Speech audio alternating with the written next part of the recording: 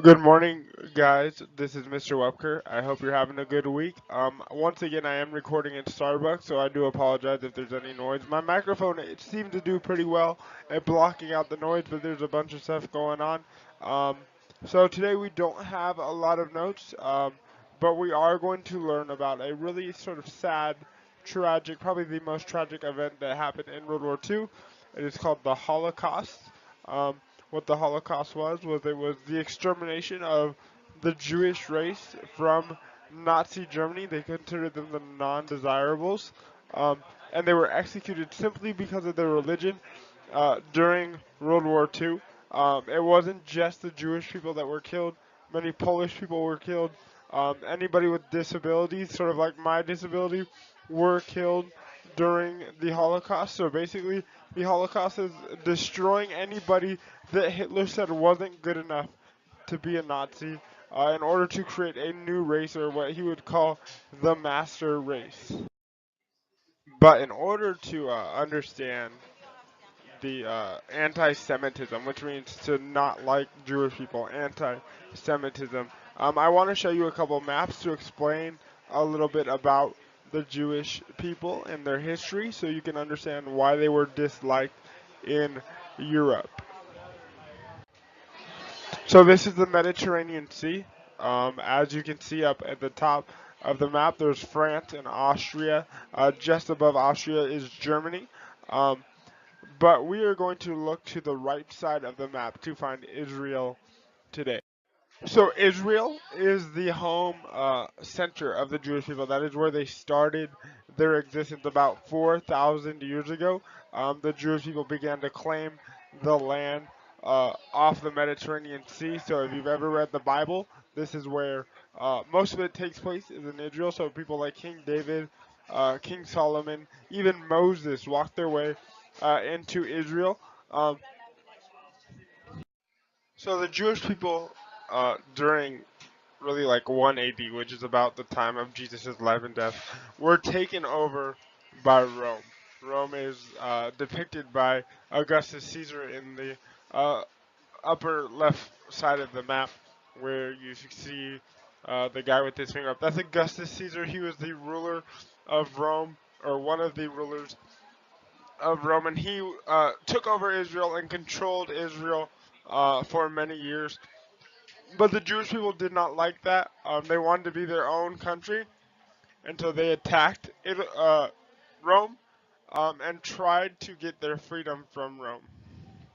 In return, Rome destroyed Israel, basically destroyed the whole town, and made everybody leave Israel. They destroyed the whole area and said, hey, if you lived here, you're not allowed to live here anymore. People starved.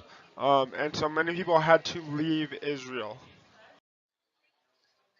So they left Israel and went all throughout Europe into Romania, uh, Austria, France, Spain, and most Europeans did not like them for this. So for the next about 1,000 years, they would live in Europe, but they were very disliked. They were treated like second-class citizens because they were not Christian, and so they were attacked and persecuted for many many years, even before World War II. This is a picture from the 1400s in Europe, where really anti-Jewish ideas had already existed far before Hitler even was around. Um, and so Jewish people were forced in the 1400s to wear yellow stickers on their shirt that say that they were Jewish. You can see that in the picture. The three men on the left were all Jewish people. And so they were treated like second-class citizens. Notice on the right, the man has a club. He's probably going to beat them to some sort. This is from an old English manuscript. So we see that even at this time, the Jewish people were disliked. And this would lead to Hitler's ability to spread this idea of hatred and anti-Semitism in World War II. So, with that background, I would like now to jump right into the Holocaust. So, Hitler really believed that in order to keep Germany pure, as he would say, they needed to destroy races that he believed were non-desirable or not good enough for the perfect Germany. And so he said that only Aryans, which are white, really German, blonde hair, blue eyed people, were good enough to live in the new Nazi world. So in 1935, uh, Hitler and the Nazis passed uh, laws called the Nuremberg Laws, which basically deprive rights from Jewish people. They say that if you are not Jewish, you're not allowed to marry a Jewish person, and that if you are Jewish, you had to wear a gold star on all of your clothes. That way, everybody knew that you were Jewish. If you look at the picture just above me, you can see a young boy wearing the Star of David or the Jewish star on his lapel or jacket. And many Jews began to be deported throughout the world. But the problem is that nobody really wanted them. So a lot of countries actually rejected the Jewish people at this time, and so Hitler had nothing to do with them. And so he began to try and find a way to get rid of the Jewish people. As you would assume, the Nuremberg laws led to a lot of tension between the Jewish people in Germany and regular Germans. This really came to a head in November of 1938 when a young German boy was mad at a Nazi officer for deporting his dad. And so in return, he shot the Nazi officer, and this led to protests in Germany. It was these protests were called Kristallnacht, or the Night of Broken Glass, is what that means in German. And so German Jews were murdered, their houses were destroyed, their buildings were burned, the churches called synagogues, they were burned as well. And so really this began attacks on Jewish people that would continue through all of World War II.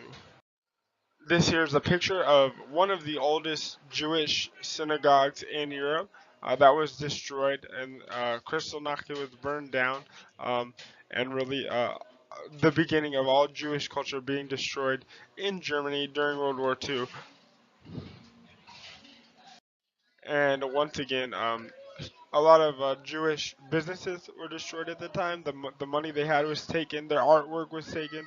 The Nazis would end up taking millions and millions of dollars of artwork in gold and jewelry from the Jewish people. And even after World War II, they never got that back.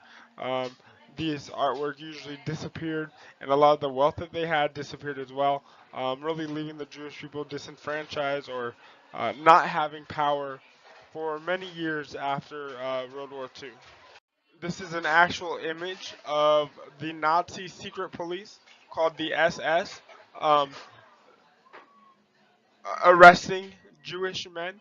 As you can see, they're making them hold the Star of David in front of them. They would either be deported or sent to terrible camps, which we will learn about on the next slide. In response to these terrible acts, one young boy described Kristallnacht as all the things for which my parents had worked for 18 long years were destroyed in less than 10 minutes. Piles of valuable glass, expensive furniture, linens, in short, everything was destroyed. The Nazis left us yelling, "Don't try to leave this house. We'll soon be back again and take you to a concentration camp to be shot." So this was really the beginning of what the Nazis wanted to be the death of all Jewish people. So the Nazis wanted to get rid of the Jewish people. Really, their goal at first was to deport them all or to send them all to different countries.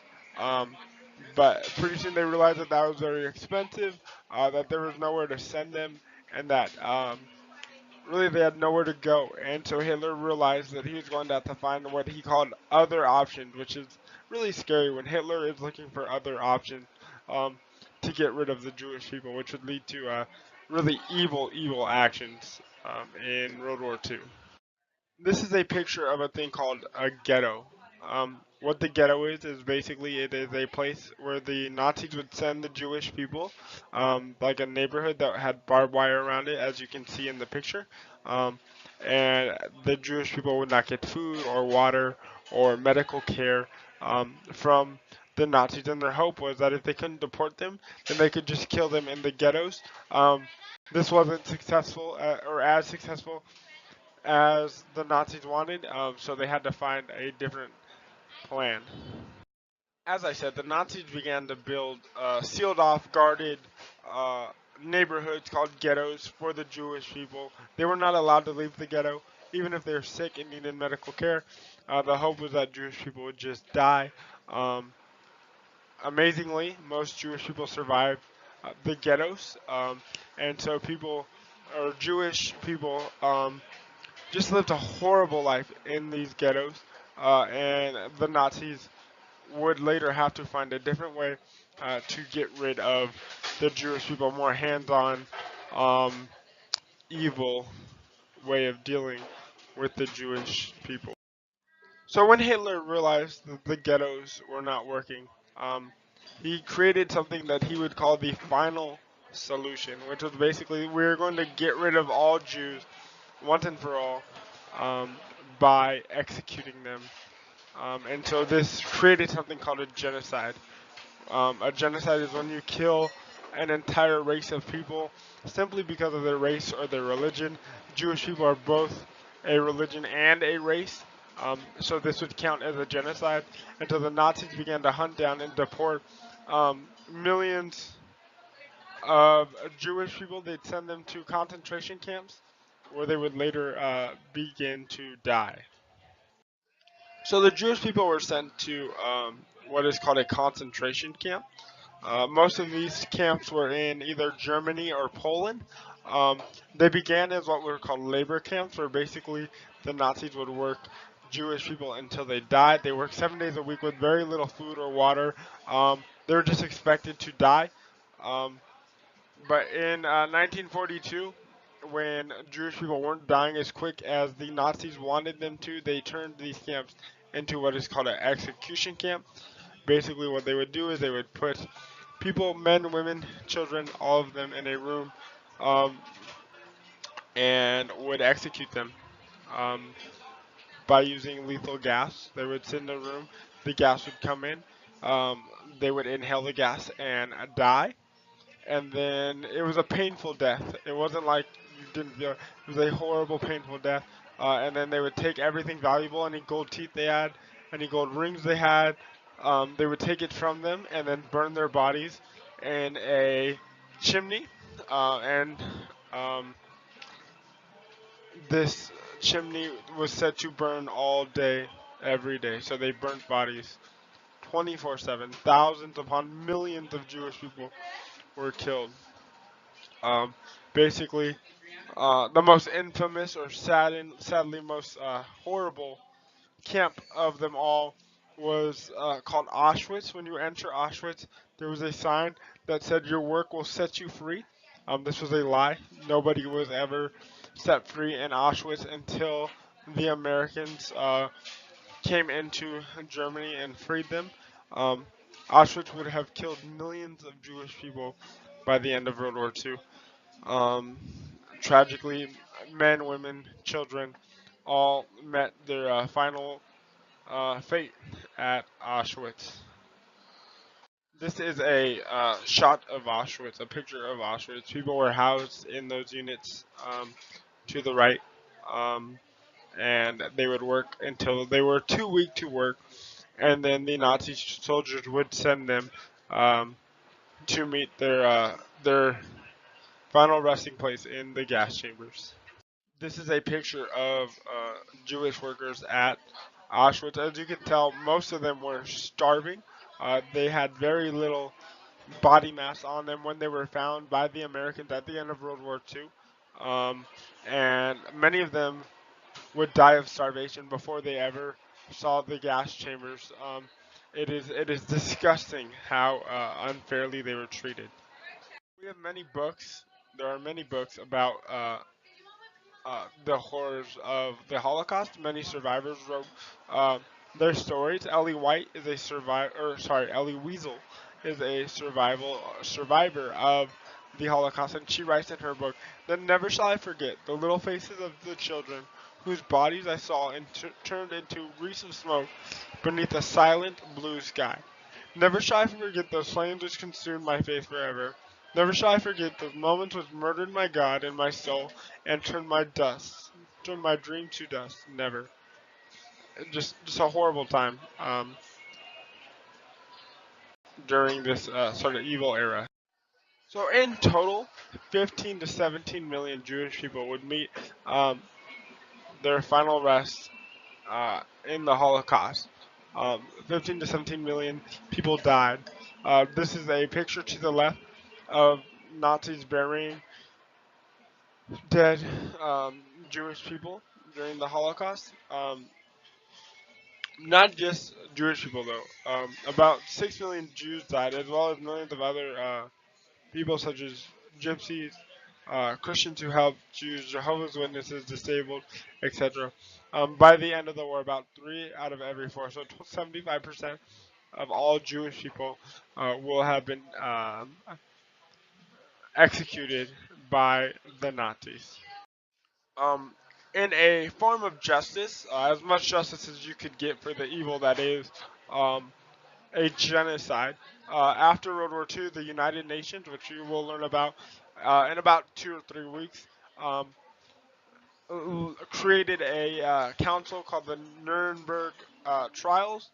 Basically, what that was there was a judge that heard the cases of Nazi criminals who committed the genocide and then gave them um, sentences for their actions. So 11 people were given the death penalty for running Nazi death camps. 3 were not given any time. 3 were given life in prison, and then 4 were um, given time for their actions. Although this is not enough. I mean, killing 22 people for the deaths of millions and millions of humans will never ever um, make it fair. But it was a way for the European people to fight against Nazism after World War II. So that's the end of our notes today. I know this is a bummer week. I hate having to teach this, but I am looking forward to exposing the evils of Nazi Germany with you guys this week. Have a good week. I will see you Friday when I come back from jury duty. Um, if you have any questions, feel free to send me a remind or an email at any time. Thank you guys and have a great week.